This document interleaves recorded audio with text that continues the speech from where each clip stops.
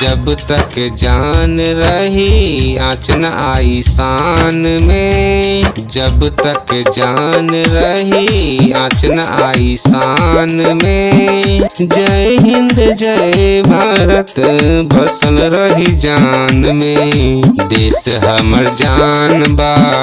हमरा देश के झंडा लहराई आसमान में, तिरंगा शान बा। हमरा देश के झंडा लहराई आसमान में, तिरंगा शान बा।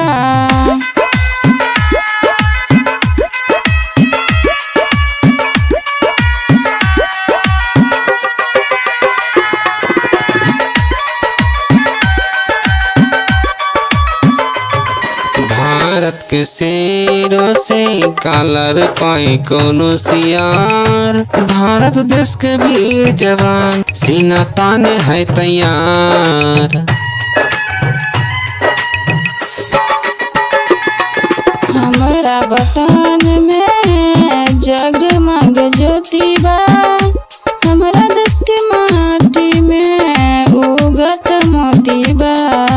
जय हिंद जय भारत बसल है जान में, कहत है दुश्मन सुन ले रख ले अपना कान में, देश हमर जान बा।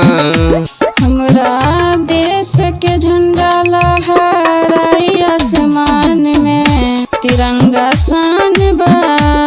हमरा देश के झंडा लहराई आसमान में, तिरंगा शान बा।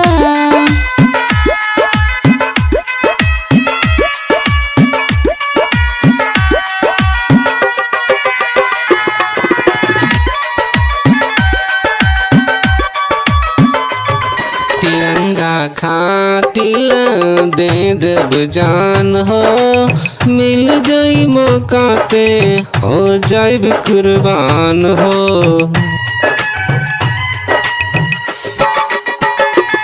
लहरत रहे तिरंगा यही बाटे चाहत, जय हिंद बोलत रहब तबे मिली राहत। जय हिंद जय भारत बसल रही जान में, इतना प्यारा देश नहीं खे दुनिया जहान में, देश हमर जान बा। हमरा देश के झंडा लहराई आसमान में, तिरंगा शान बा। हमरा देश के झंडा लहराई आसमान में, तिरंगा शान बा।